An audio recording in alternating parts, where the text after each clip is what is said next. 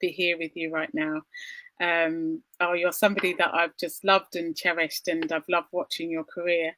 And we met, didn't we, at the Mediterranean Opera studio in Italy? That's absolutely right. Yeah, it was a beautiful course that I was sort of attracted towards, where Jack Livini was doing this incredible dream to come true, where people should come and find how they can fulfill the dreams, how they can become better artists, and we had such a mixture of people. But when you came onto the picture with that beautiful honey mellow sound, it was magic, and I really fell in love with your voice at the time.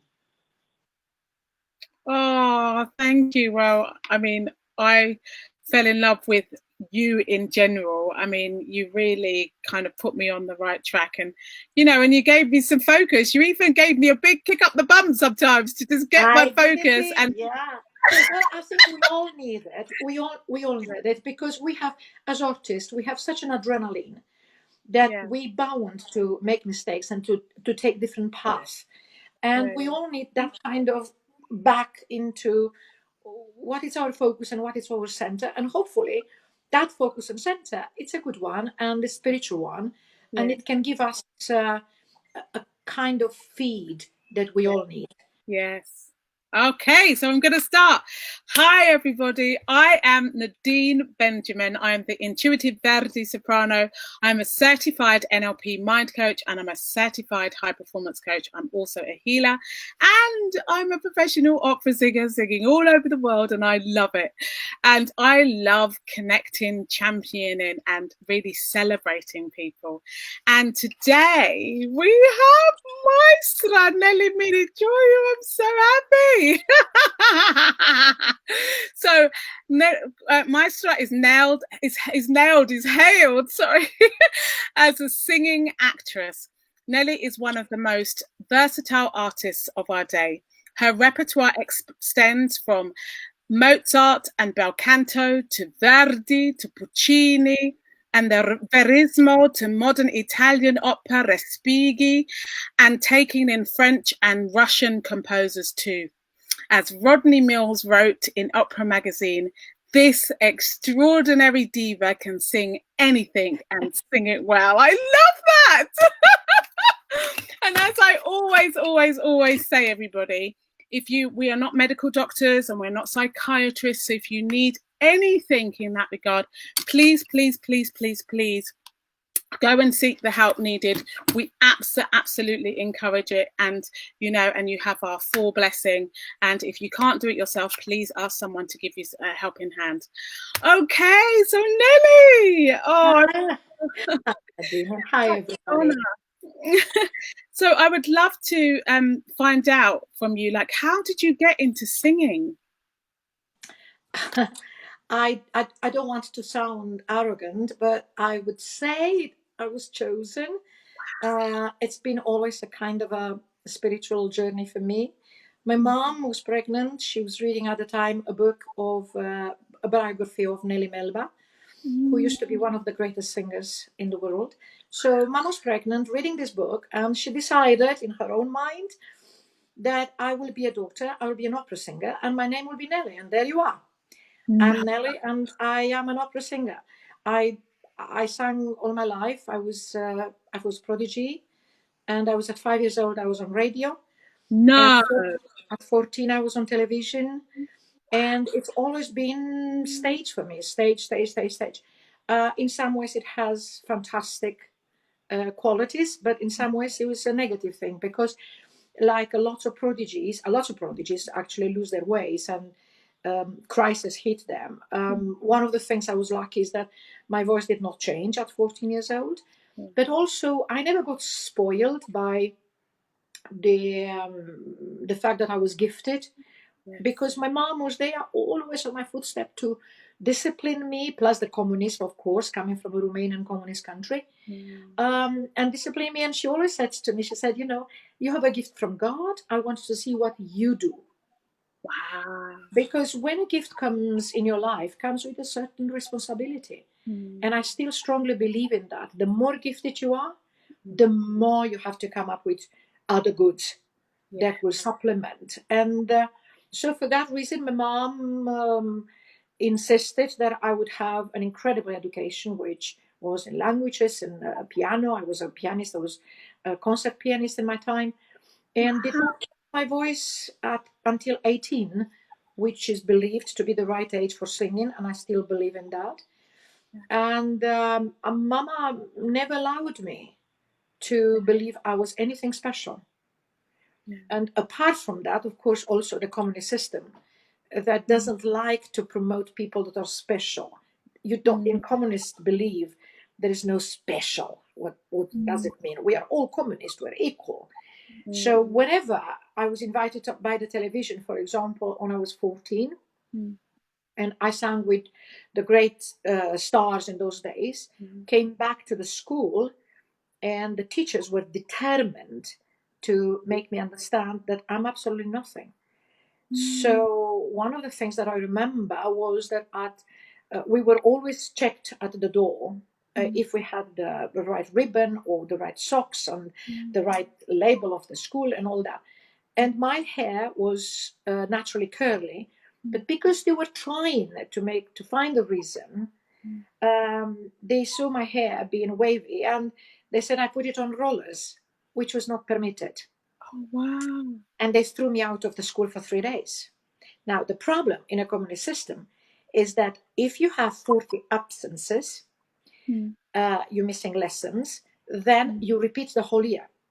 Oh my goodness. So in 3 days, I accumulated those 40 absences. And it was only because my father was in a powerful position and he came to the school and threatened them. It was one of those rare times that my father interfered.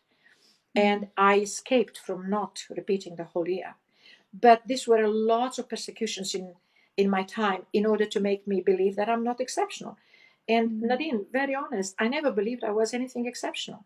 I just believed in my hard work, and oh boy, I worked very hard. And sacrifices. If I didn't sacrifice and if I didn't bleed for something, I didn't feel I deserved anything.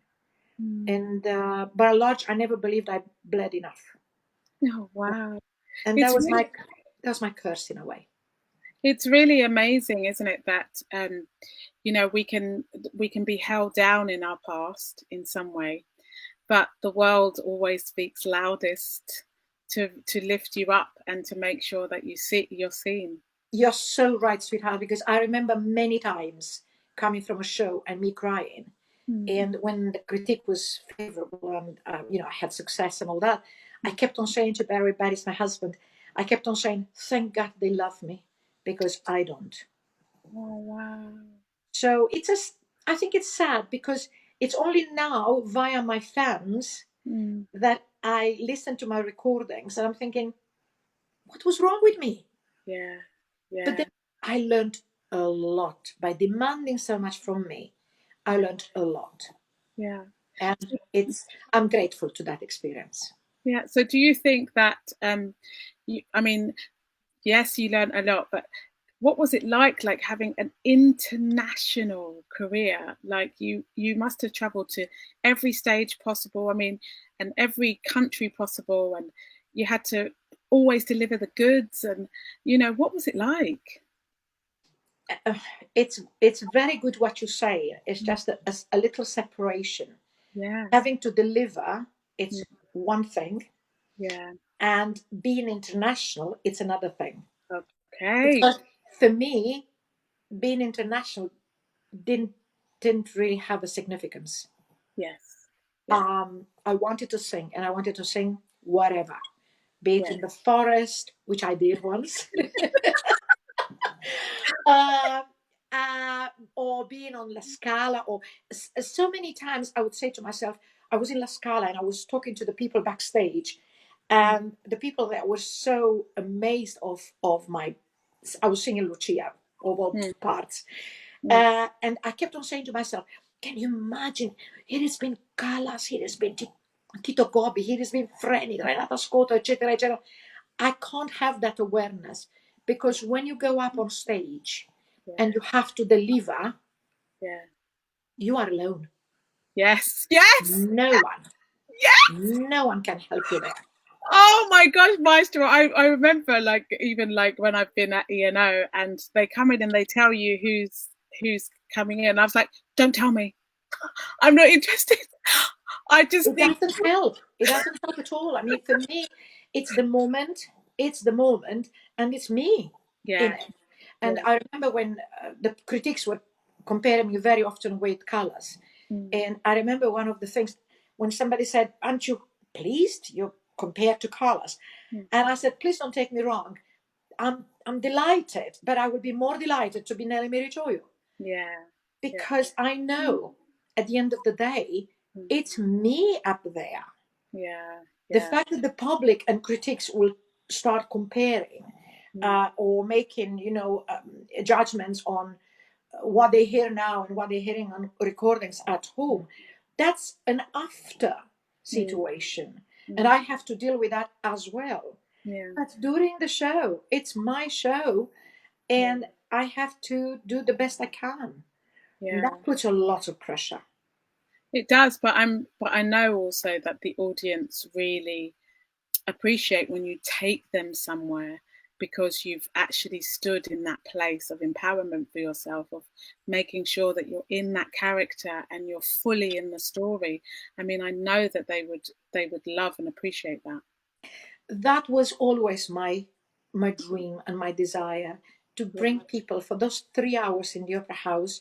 I want them to be able to forget things. I remember when somebody said, if I'm in the hall and I'm thinking of what I'm going to cook tomorrow, that means the music hasn't reached me.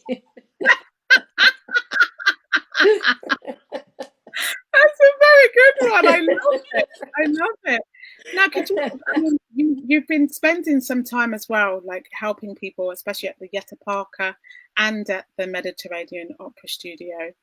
And I know that lots of people have really learned from your role modeling of your experience. How have you found that? Like because that's like another level again, isn't it?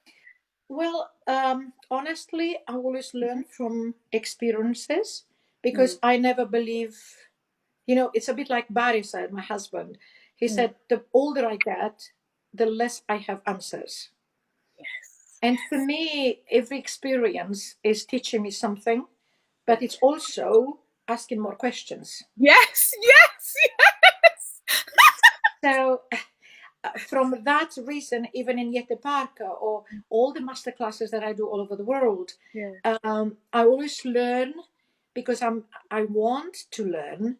yeah, I want to look at my students as future artists, and I see in them the way I grew up yeah, and the way I wanted to be treated. yeah, And my intention is always not to hurt. yeah, And yet I do that. Okay, of course I do. It's a temperament. And but Barry's there always to wake me up, and I will have a huge debate and fight with Barry by saying, did you really need to be like that? And I'll go, I have the right because I know it's correct. And then I'm thinking, what's correct is not important. mm, mm, Treating people in a certain way because even the student stays there in front of you and wants to please you as a teacher. mm, mm, And so I want to develop a friendship with my students. And I mm, often say to them, you don't need to please me. mm, I mm, want you to learn to please yourself because I learned from my own experience what it is. mm, So the fact that I'm a model mm, for some people, mm. I'm very flattered, but I don't do it because of that. Yes, of course. No, It no. does. It's only because I want to better myself, Yeah, and I want to be proud, and I want to be able to sleep with myself without saying, "What have you done today?" yeah. You know. And for that reason, but it's a sword with two Two with, sides. that's right, yes. Because on one side it's that part, Mm, but then the other side mm. hurts me. Tell me. Well, it does hurt because the more you better yourself, the Yeah. more you see the world in their negative and some the ugliness side of it. Mm, Because you get sensitive and open your eyes. I'll tell you a little tiny story very quickly. There was a blind man, and he was a beggar. And he was begging, and a lot of people passed him by and giving him money, and that's how he earned his living. And then one day, this particular doctor passes by and says, "Look, I am an eye surgeon, and I'm going to give your eyesight back. Are you okay with that? And you don't need to pay me." So that was fine. He was extremely excited, and he went with the doctor, and the doctor did the surgery and was successful. And then off he goes, comes back after a month, and he goes to the doctor and he said, "Could you please make me blind again? I don't like what I see." So there is some wisdom in that. But it's another thing which you have to learn to live with. Yes. And wherever you go, hope that you can do something to at least that part of moment in the place or with people, you can make it a little bit better. It's a hope. Yes, absolutely. I mean, I'm a firm believer of shining light everywhere that I can. Totally. And yes, and you know, and I steer away from gossip and all of that kind of stuff. And I do, because I hear what you say, that you can see the windows of those things, but gliding past them is very good. Yeah, that's right. That's absolutely right. Not getting caught up in the wind, It's not always easy. But see, one thing I had in my life is that I don't suffer of envy or jealousy.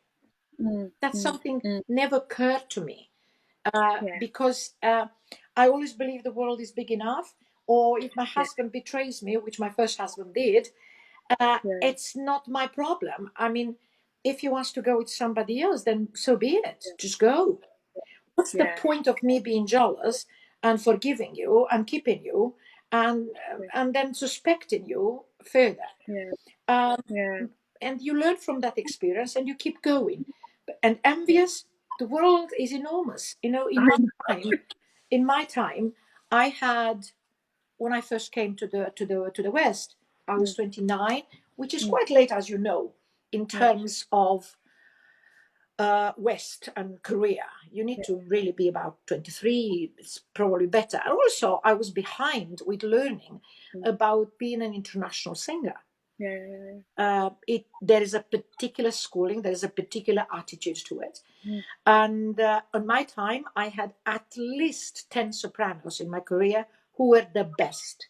Caballé, Sutherland, Mirella Freni, Renata Scotto, you just name it. But as I believe enormously in destiny and God, I always believe that what is to be mine, it will be mine. Absolutely. It turned out to be okay. Turned out that it was true. Yeah, but that's I'm very spiritual in that way. Yeah. Yeah, but we're all very unique, and you know, and that's why I always say to people when they come to me, I do a lot of mentorship too, and I always say, you know, your voice, there is no other voice like your voice. Like those, all the little soul parts of it cannot be replaced by anybody else apart from you. Yes and no. In that respect, I think talent needs so many combinations of things, particularly the one of communicating. Yes. Because if you don't have that ability to get close to somebody via your voice, I find it wasted. Because so rules and laws and techniques and where you put the larynx or where you put the tongue or whatever. I mean, yes, I do that occasionally, but by and large, it needs to be stimulated by something that should be existent into your being as an artist. And that's what flies out, and that's what helps an artist to be different. So yes, we are unique. We are unique beings in every respect. Even the man who brushes things on the street. You know, I love talking to those people because I find them very interesting, and sometimes I learn a lot from them. But when you are a performer, there is a little bit further than that.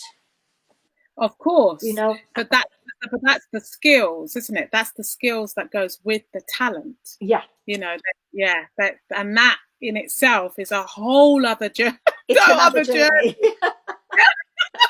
But just comparing vocally, I always think that there is only one voice. I mean, no voice is similar. You know, that's why they have voice recognition now, because there is not one voice that's the same as yours. That's the only.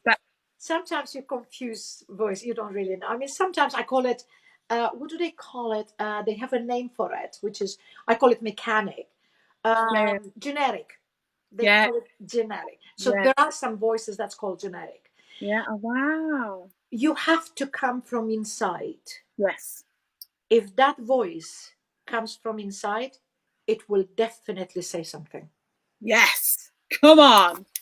And so that brings us about the voice, because you've been talking about so many things, and what you have shown every single time and everything that you've talked about, Nelly, is this: you have this resilience.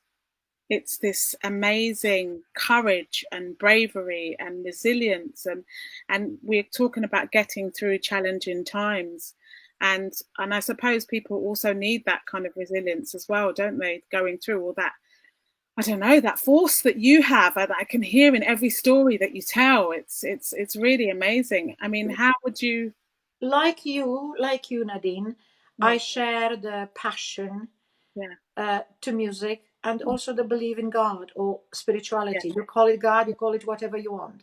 But for me, this has been the strongest things that I could think of. And of course, as a singer and as a performer, you learn to focus in what you need to focus. Yes. So for me, being a very positive girl by and large, I focus only on my passion, which is very positive and is very vibrant and it's always there. It may take me sometimes to get there. I might get down into 3 days depression, and then I'm back, because my main thing it's there. And of course, the fact that I believe in God, and I'm not a fanatic. Remember, I come from a communist background, and my parents did not believe in God. But it was always in me since I was a kid, and I will go often to churches, and I love traditions, and I didn't even read the Bible. I just believe in my feel, my connection with that out force. Yes. Maybe some people want to call it energy. So being resilient or being brave, I can't claim that, Nadine, if I'm honest. That's okay. The only thing I can say to you is that I am a very much of a moment person. And what is to come, I'll deal with it when it comes. That's my way of doing it, and I've done that all my life. So I've always jumped, but I always had a bit of a net. Even when I escaped from Romania, when I defected, and I was in the Philippines of all countries, and then I came to England. I had a contract already in my pocket with Scottish Opera. Wow, you were Scottish Opera! Oh my gosh, I've been there as well. So I knew that there was a safety net I could start from.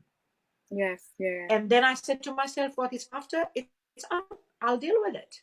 Yeah. And I've always done it that way. Always. And I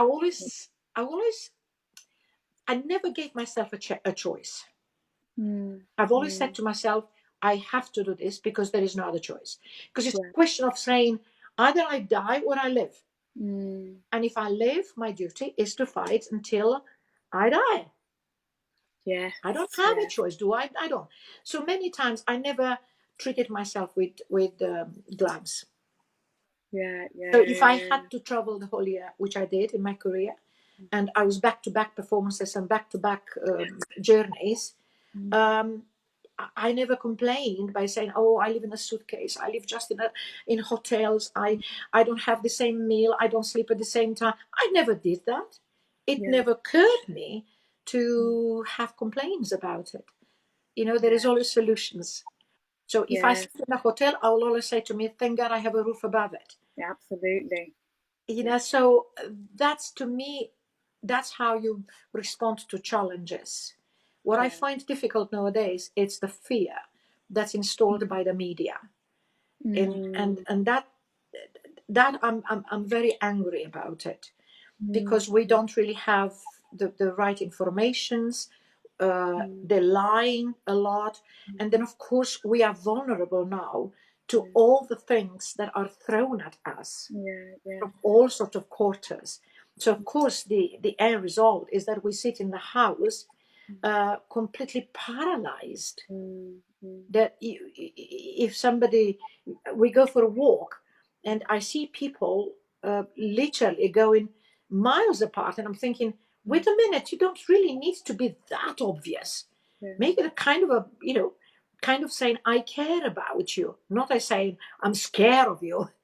So it's an attitude of mind that I think it's making us more vulnerable, and probably our immune system in that way, it's going to go down. It's depleted of that energy that is so needed. And Nadine, I wish that the churches would come out with a little bit more approachable words and encouragement to feel that we are embraced and we are one race and we are in the same boat and we are the same. All these scripts and made up words that they come up with, people turn off from it. And it's a pity, because we could use a little bit of spirituality to get ourselves a little bit stronger. It's interesting, isn't it? Because people cope with anxiety in different ways. I mean, I know for some people, I've spoken to quite a few people along this journey now, and I know for some people that it has been a case of seeing people just completely shut down. But for other people, it's taken them to the complete opposite, which is like they're the most giving and connecting they've ever been in their lives. Absolutely. I know for me, like I've stayed in one place. I mean, I'm not allowed to leave my house for 12 weeks at all. But it actually being at home for the first time in such a long time has been one of the most greatest gifts that I could have got right now at this moment. And I also understand that when I talk to other people, I'm on my own, and there could be somebody else who's on their own who feels really lonely. So everybody is just going through this completely different cycles. And I hear you, it's about, can we provide a message that says that we're all okay, no matter how we're feeling? We're all entitled to our feelings, and that let's spread the message of that we can all be one, we can all be okay. It just needs a bit of balance. Yes. Because at the moment it's only, what is the worst news? Okay, bombard. Say, we're dying. I mean, after a while, you start turning off. Yes, of course. And that's dangerous. Yeah. Because people should still know that there is a danger out there. It shouldn't get overwhelmed. And I'm sure lots of big heads or scientists are putting together, trying to find a solution for us. And what we're going to deal with, I don't know how it's going to turn. I know it's going to be hard for everyone. But also I know that the world itself, globally, we are pretty wealthy. And should, lots of help should come, but be a structure. It's a bit like having the lottery, and you put all the balls together and you shake them and you reorganize them. It's not as simple as that. But the greediness. Oh my goodness. You just, sorry, Master, 30 seconds. Yeah.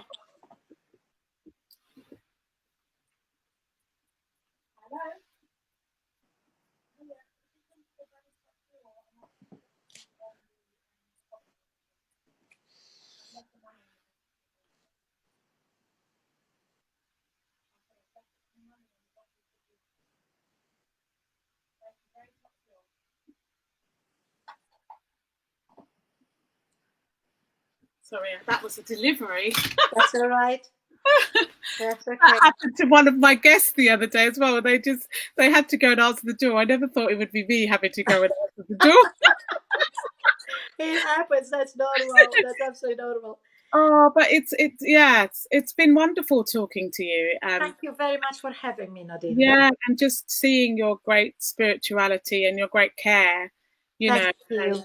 And, Well, I wish everybody the best, and I wish we could do something. But the best we can do is to stay safe yes, and get ourselves strong, yes, yeah, because the world will need every one of us yeah, to respond to the sacrifices that have been with NHS and all the people that died and all that. We have to be for them, yes, their yeah, memories, to yeah. to preserve our strength.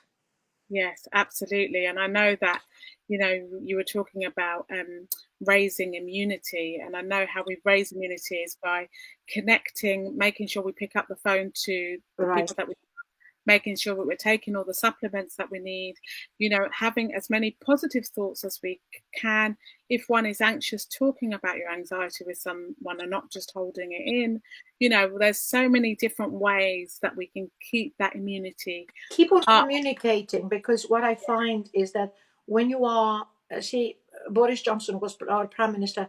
He was launching this, like you, pick up the phone and talk. The problem is when you are in that deep gray moment, Yeah, you don't feel like picking up the phone.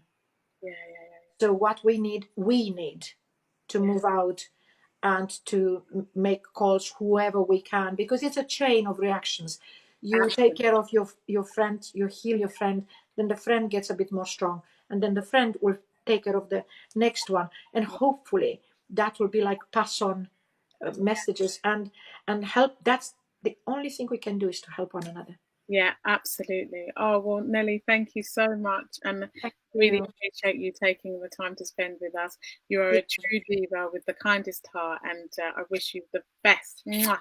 Take Thank you. care now. Thank you. And thank Bye. you, everybody, for watching. Bye bye. Bye.